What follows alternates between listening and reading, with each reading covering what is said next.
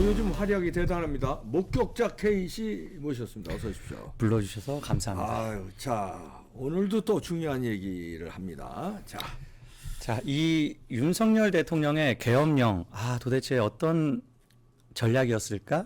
어떤 목적이었을까? 이걸 가지고 뭐 좌파뿐만이 아니라 우파 내부에서도 의견이 많이 분분했습니다. 그렇지. 근데 어제 저녁 이후에 거의 선명해진 것 같아요. 네. 특히 윤석열 대통령이 어제 이제 한덕수 총리와 한동훈이라는 이렇게 세 명 이렇게 비공개 회담을 하지 않았습니까? 그 자리에서 계엄령을 선포한 건 민주당의 폭주를 알리기 위해서였다라는 메시지까지 명확하게 나왔잖아요.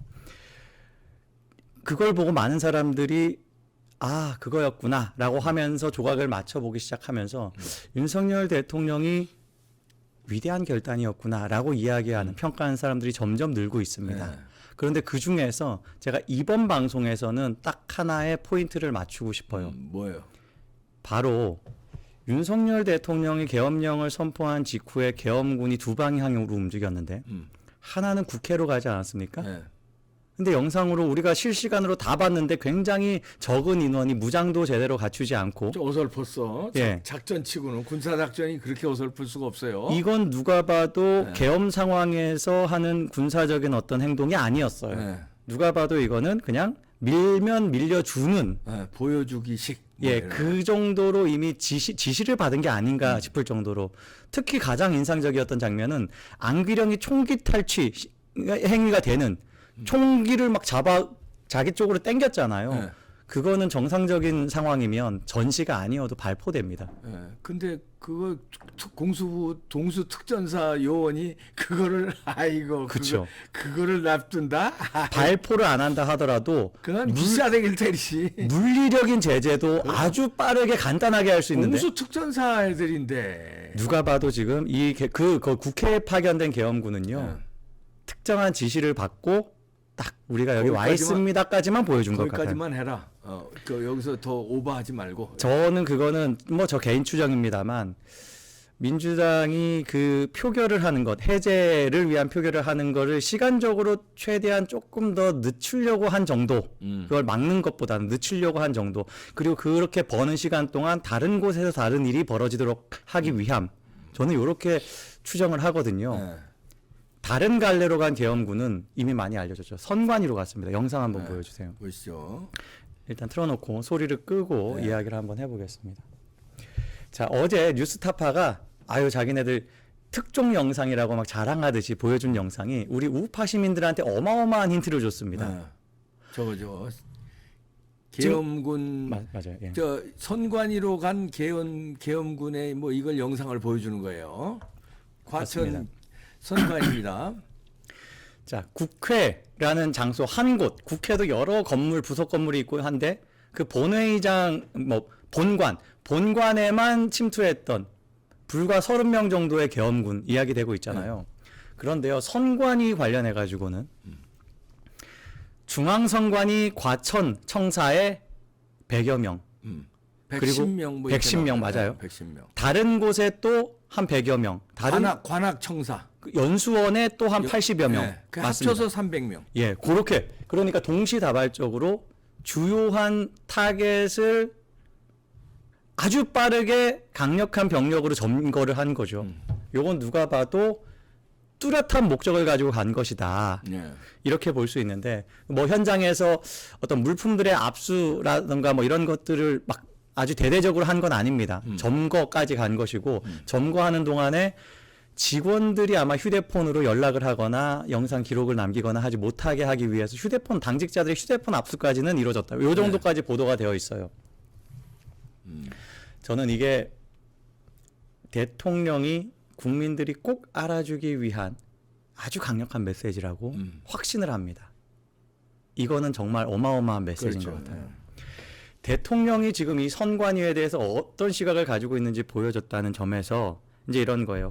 지금 뉴스타파는 이걸 소개하면서 다른 헌법기관인이라고 이야기했거든요. 헌법기관을 무장 계엄군이 들어갔다 말하자면 그렇죠. 뭐 이런 식으로 뭐 폭거를 했다 이런 그죠. 식으로 이제 뭐라 하는 거예요. 그쪽으로 몰아가려고 그 표현을 쓴 건데 그런데 한번 생각해 보세요. 헌법기관이 선관위만 있습니까? 그러니까. 헌법기관은 헌법재판소도 있고 뭐 사법부도 있고 여러 헌법기관들 특히 뭐 우리가 국회를 구성하는 여러 사람들에 대해서 빨리 점거를 하려면 당사도 다 점거할 수 있고 그럼. 너무나 많은 타겟들이 있는데 콕 집어서 선관위만 대대적으로 여러 청사를 간 건 국회와 선관위 두 군데만 딱 예, 다른 그리고 데 냅두고. 국회보다 10배가 넘는 수를 선관위에 보냈다는 건 이번 계엄령에서 절박하게 알리고 싶었던 건 바로 선관위에 대해서다라고 이야기를 충분히 결론을 내릴 수 있겠어요. 그러면 그게 뭐고 그게 어떤 의미인지에 대해서 우리가 분석이 분석이 필요합니다. 들어갑니다. 예. 그리고 제가 이 방송 말미에는요. 분석이 아니라 제가 들은 소스 정보를 하나 전혀 지금 대중에 알려지지 않은 소스 하나를 네. 쾅 하고 터트리려고 합니다. 네. 끝까지 자, 봐주시길 끝까지 부탁드리겠습니다. 봐주시고요.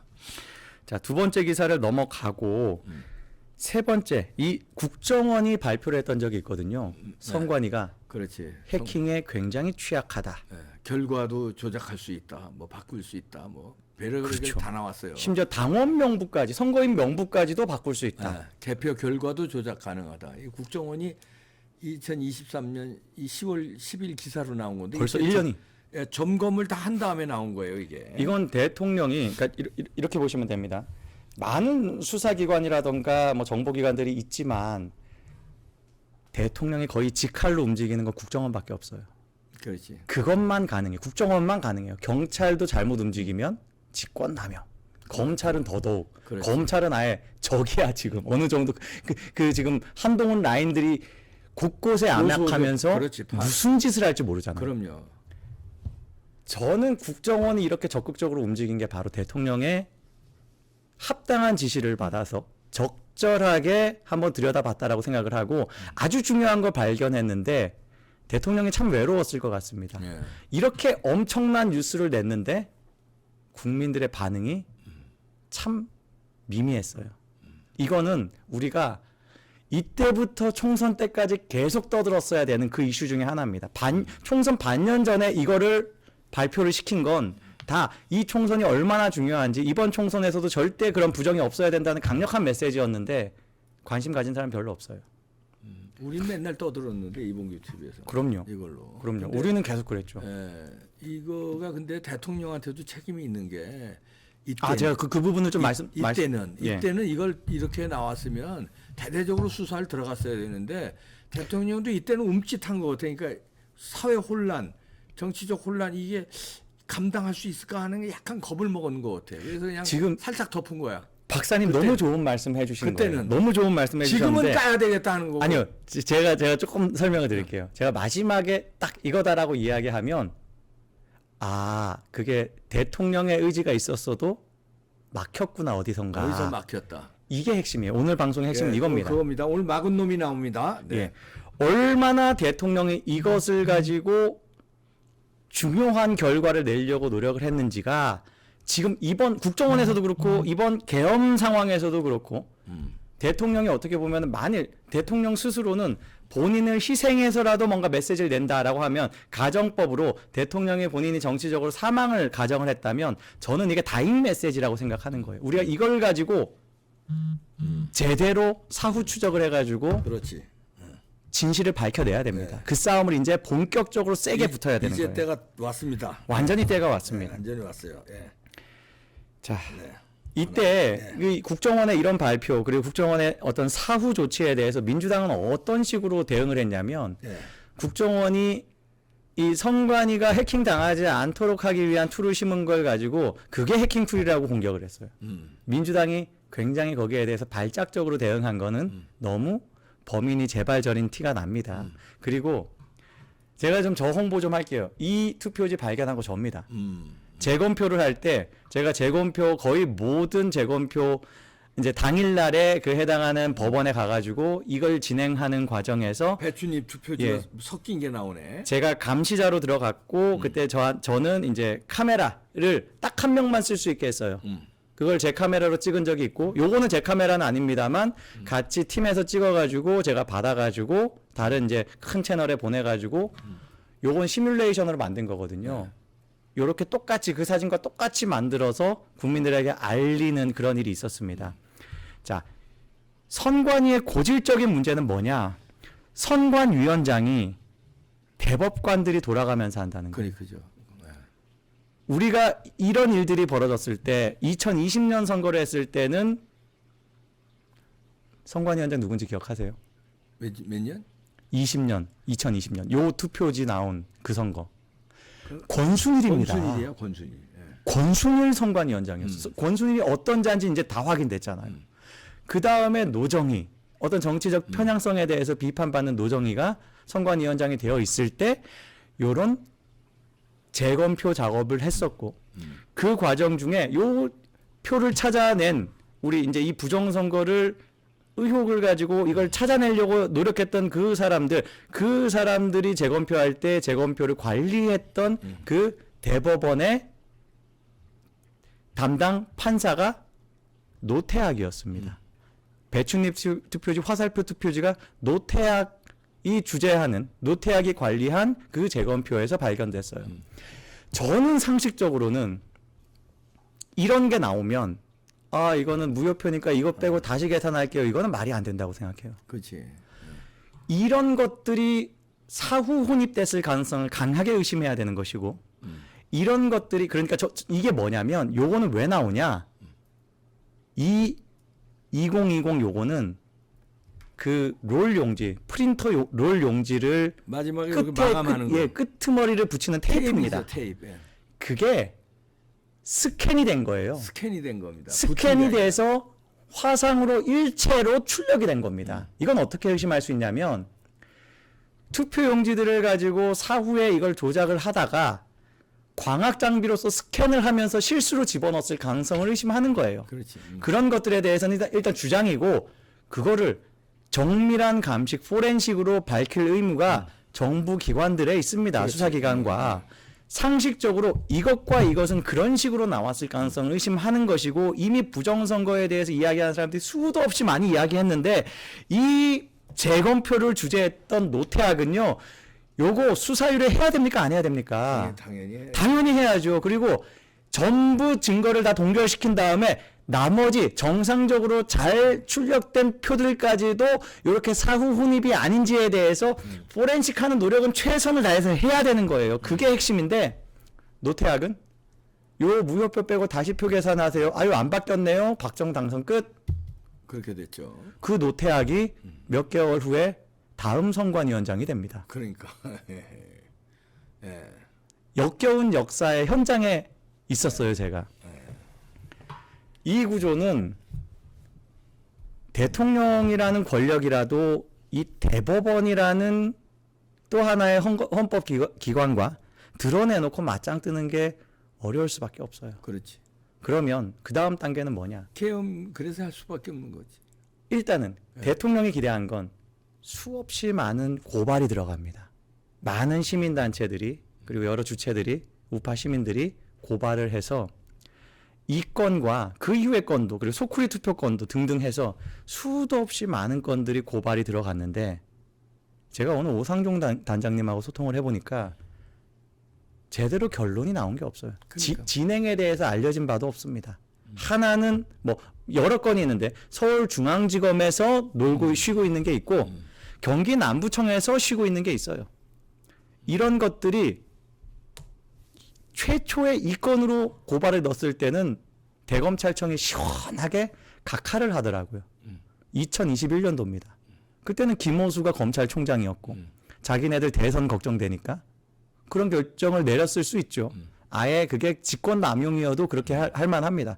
그런데 윤석열 정부 들어와서는 왜 결론이 안 나냐. 그러게. 기면 기다 아니면 아니다. 진행을 하고 진행 상황 뭐 중간 브리핑도 나와야 되고. 우리가 그게 답답했던 거 아니에요. 지금까지. 예. 그것 때문에 저는 이해가 가요. 많은 우파 시민들이 특히 나라 걱정하는 애국 시민들이 대통령 비판을 굉장히 많이 하고 지지 철회를 굉장히 많이 했습니다. 부정선거 안 밝히는 것 때문에 실망 많이 했어요. 그런데 좀 더 볼게요. 자, 그 다음 기사를 감사원의 문정부 겨냥 아니라지만 요거 먼저 볼게요. 네. 그 그냥 아까 거 보여주세요. 예, 근데 뭐 지금 요 기사가 순서가 앞이라서 네. 요걸 먼저 보겠습니다. 그러니까 예, 예. 감사원이요. 윤석열 정부 들어와가지고 문재인이 임명한 그 최재해 감사원장이 많은 것들을 이제 감사를 하는데 제대로 된 방향으로 잘 했어요. 가령 선관위에 대한 감사를 열심히 시작을 합니다. 그게 윤석열 정부 초예요. 그리고 여기에서 많은 것들이 발견이 됩니다. 가령 감사원이 할 수 있는 노력으로 밝힐 수 있는 건, 그러니까 감사원은 국정원도 아니고 검찰도 아니잖아요. 그래서 부정선거에 대해서 뭐 증거를 다 강제 수사를 할 수는 없잖아요. 그런데 감사원이 가지고 있는 권한으로 최선을 다해서 잘 성과를 낸 게 바로 채용 비리입니다. 채용 비리에 대해서도 바로 고발이 들어가고 2023년 초에 경찰에서는 김세환에 대해서 무혐의 처분으로 끝내요. 경찰이 그렇게 했었습니다. 근데 그거는 계속 굴러갑니다. 왜냐? 감사원에서 더 열심히 또 감사를 하고 더 구체적인 것들을 많이 밝혀내고 단순히 뭐 김세환뿐만이 아니라 김세환은 그 전부터 소문이 있어서 김세환뿐만이 아니라 아예 채용 비리 구조를 구조적으로 다 밝혀냅니다. 그걸로 우리가 알 수 있었던 게 최초에 우리가 부정선거 주장할 때 이준석 같은 자들이 반박했던 논리가 선관위에 그 많은 공무원들이 있는데 늘공들이 있는데 그 사람들을 어떻게 다 속이고 부정선거를 하냐 이런 이야기 그 논리 구조가 바로 이 채용 비리로 깨져버려요. 그냥 말단 공무원들까지도 그런 부분에서 서로 밀어주고 땡겨주고 끌어주고 숨겨주고 제가 볼 때 채용 비리에 대해서는 선관위 직원들 중에 모르는 직원이 없었겠다 싶을 정도로 그걸 감사원이 잘 브리핑해서 밝혀냅니다. 그런데요. 그 정도 나왔으면 검찰이 강제 수사를 속도를 빨리 내가지고 김세환에 대해서는요. 그러니까 적어도 2023년에 그러니까 다음 총선 전에 결정을 끝냈어야 되는 거예요. 예. 근데 이 기사를 보시면 아들 특혜 채용 비리 불구속 기소 요 기사를 보시면 기가 막힙니다.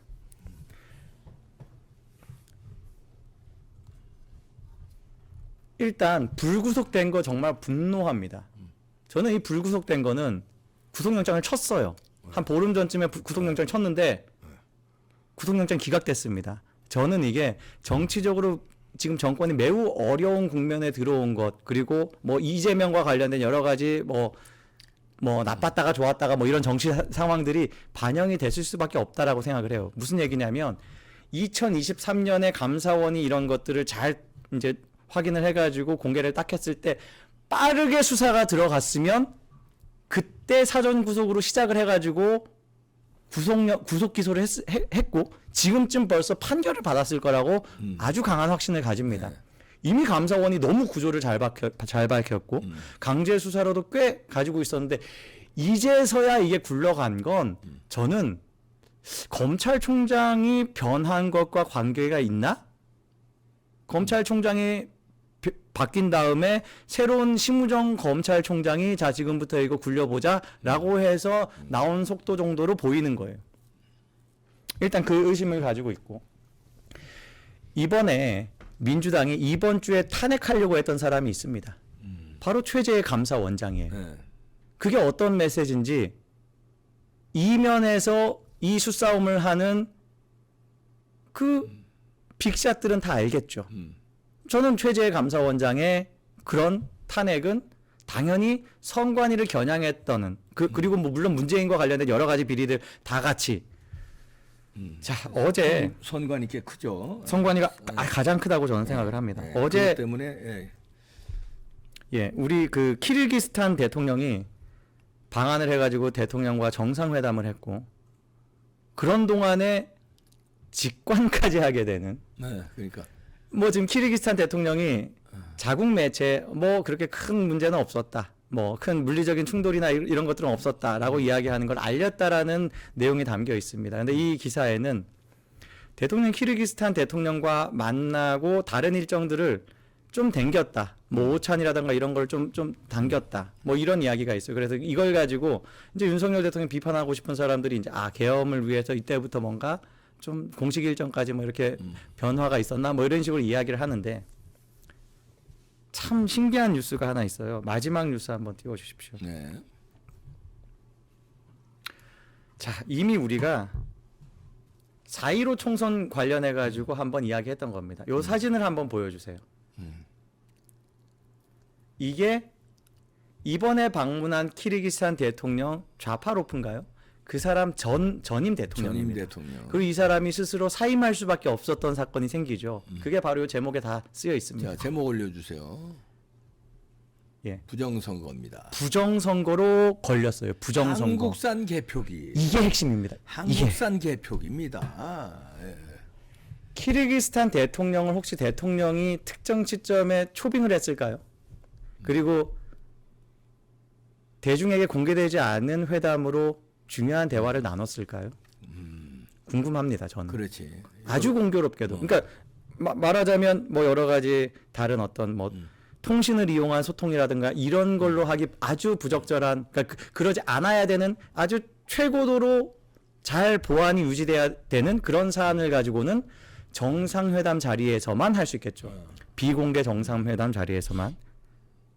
혹시 이런 내용들에 대해서 수사, 지금 자기가 이걸 밝혀냄으로 인해서 대통령이 된 지금 현직 대통령, 다시 그 앞 기사 보시면, 예, 그 지금 어제 방문한 그 대통령은 너무나 잘 그 내용을 알고 있겠죠. 자기를 대통령으로 만들어준 수사 결과 아닙니까? 그 내용에 대해서 대통령과 대화를 했을까? 굉장히 저는 궁금해집니다. 자, 그러면 이제 마지막으로 네. 제가 아주 신뢰도가 높은 소스로부터 들었다는 이야기를 하도록 예, 하겠습니다. 이제 오늘의 결론입니다. 부정선거 수사 누가 막았나 이겁니다. 예. 대통령의 의지는 저는 이 정도 제가 기사 나열만 가지고도 충분히 보였다고 생각을 합니다. 부정선거 의지 밝히는 의지인이 있다. 예, 그랬는데 무엇에 막혔을까?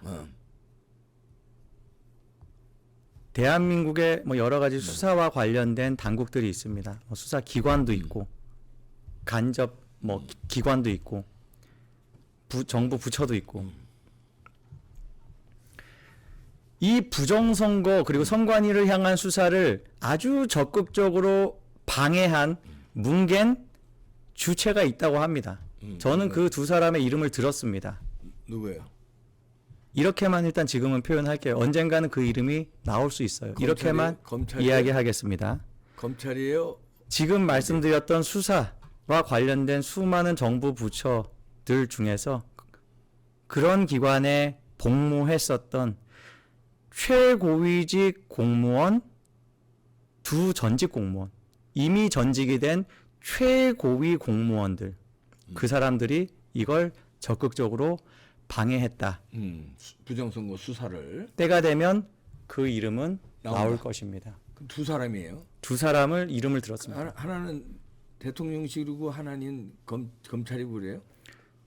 거기에 대해서는 제가 구체적으로 특정하지 않겠습니다. 예. 최고위이기 때문에 그냥 최고위직. 기관이 특정되면 바로 특정돼요. 최고위가 각 기관의 최정상일 수도 있고. 기관이 특정되면 이제 검찰총장. 예. 그러면 이제 김호수일 수도 있고, 이 직전에 이원석일 수도 있고요. 제가 미리 말씀드릴게요. 네. 아닌 사람은 말씀드릴게요. 아니요. 김호수는 아닙니다. 김호수는 아니다. 그러면 이원석으로 접해집니다. 그거는 모르겠고요. 거기서 여러분들이 대답 안 해도 돼요. 여러분들이 댓글로 많이 써주십시오. 댓글로 여러분들이 쉽게 찾을 수도 있고 쉽게 찾을 수 있습니다. 아닐 수도 있고. 예. 예, 최고위직 전직 공무원 두자. 최고위직, 예. 최고위직. 욕을 할 뻔했네요. 예. 욕해도 되나요? 욕해도 되지. 저 강아지들. 예, 인간 말종들. 인간 말종 최고위직 두 명이 막은 겁니다. 그 두 명은 제명에 살 수 있을지. 예, 아니면 이제 하나씩 이름이 나올 겁니다. 오늘 네. 이제 비슷하게는 나왔죠. 이제 실명이 쫙들 싹 그냥 네. 대통령이 거기에 대해 밝힐 의지까지도 있다고 봅니다. 네. 그걸 대통령이 헌법을 잘 지키면서 자기의 어떤 주어진 권한을 넘지 않기 위해서 애를 많이 쓰면서 만일 본인이 정치적으로 죽을 가능성이 있다라는 수라면 진짜 이게 다행 메시지인 거죠. 윤 대통령이 그 생긴 거는 이렇게 막 다혈질이고 다혈질은 좀 있다고 그래요. 근데 막 즉흥적이고 이럴 것 같지만 굉장히 전략가예요. 대통령 당선될 때도 보면 우리 같은 사람이 막 흥분해가지고 왜 그렇게 준성이 같은 놈이 왜 빨리 못 치고 막 날리고 막 날려쳐도 그 수에 따라서 그 즐기게. 근데 이번에 부정선거 밝히는 것도 왜 안 밝히세요? 왜 수사 안 하세요?